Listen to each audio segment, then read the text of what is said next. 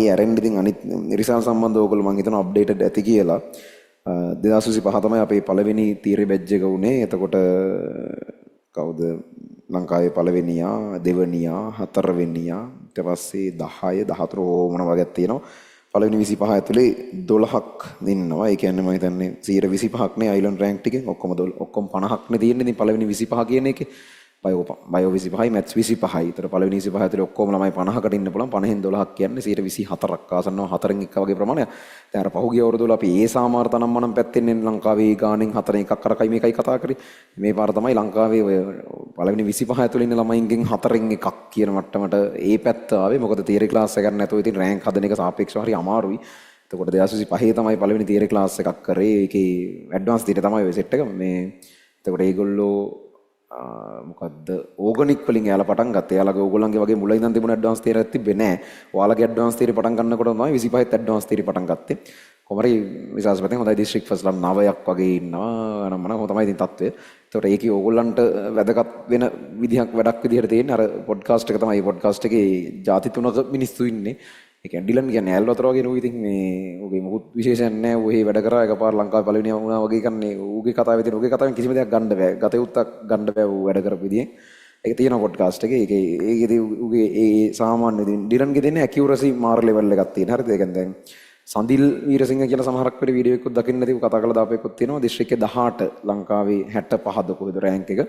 සඳිල් කියන්නේ ලංකාවේ 2 වෙන්න වටින එකෙක් බයෝ වලින්. ලංකාවේ 2 හෝ 1 ඩිලනෝයි සඳිලුයි දෙන්නගේ තමයි ලංකාවේ 1 වෙන්නේ කියලා තමයි තිබුණේ අපේ අයිඩියා එක. සඳිල් දිස්ත්‍රික්කේ 18 වෙලා දෙවුන ෆිසික්ස් වල මොකක් කර ලියන වෙලාවේ ඌ කලබලකාරය. ඌ අර එහෙම අවිනිශ්චිතයි. ඌ නිකන් ඊයේ රැට කාපු දේවල් මත අද උදේට රිසල්ට්ස් වෙනස් වෙන જાති එකෙක්. ඌ ඒ කියන්නේ මේ මට්ටමට හරි අවිනිශ්චිතයි සඳිල්. ඩිලන් එහෙම නෑ. ඌගේ ඇකියුරසි හොඳයි සාපේක්ෂව. ඒ කියන්නේ දැන් විෂයක් පුළුවන් වීම එකක් අර හරියට දන්න ටික ලියන එක වෙන එකක් නේ. එතකොට අර ඌගේ තියෙන මේක තමයි ඇකියුරසි වැඩි. ඒ කියන්නේ එහෙම කලින් ප්‍රෙඩික්ට් කරන්න පුළුවන්. ඔහොම තිබ්බා 2015 ලංකාවේ පළවෙනි අපිට අවුරුදු දෙකකට කලින් බැච් එකේ අයිලන්ඩ් ෆස්ට් ඕෂද. ඒ කියන්නේ O level වලත් පළවෙනි වෙලා A level වලත් පළවෙනි වුණා. මම දන්න අතර මේ ශිෂ්‍යත්වයට උද කොහෙද තමයි ලංකාවේ පළවෙනියා. උන්ගේ වයසේ. කැම්පස් එකෙත් බැච් ටොපුත් ඌ. ඒ කියන්නේ උන්ගේ වයසේ උන්ට වෙන එකකට එක වෙන්න බෑ ඌ ඉන්නකම්. ඒ එහෙම සීන් නැතිනේ. පුදුම කර්මයක් ඒ බැච් එකේ අනිත් උන් කරලා තියෙන්නේ. ඌට සමකාලීනව යනවා කියන්නේ කොහොමත් ඌ තමයි ඒක. ඒ කියන්නේ ඇකියුරසි ගොඩාක් වැඩි. වකර ලිව්වොත් ඒක හරි. වරදින්නේ නැහැ. දන්න එකක් වරදින්නේ නැහැ වගේ මට්ටමක එන මේ හොඳ ඇකියුරසි එකක් තියෙනවා. දන්නේ ඒ කියන්නේ තමන් දන්න ටික කොහොමත් ඔය මට්ටෙමින් ඉන්න හැමෝම ඔක්කොම ටික වගේ දන්නවනේ.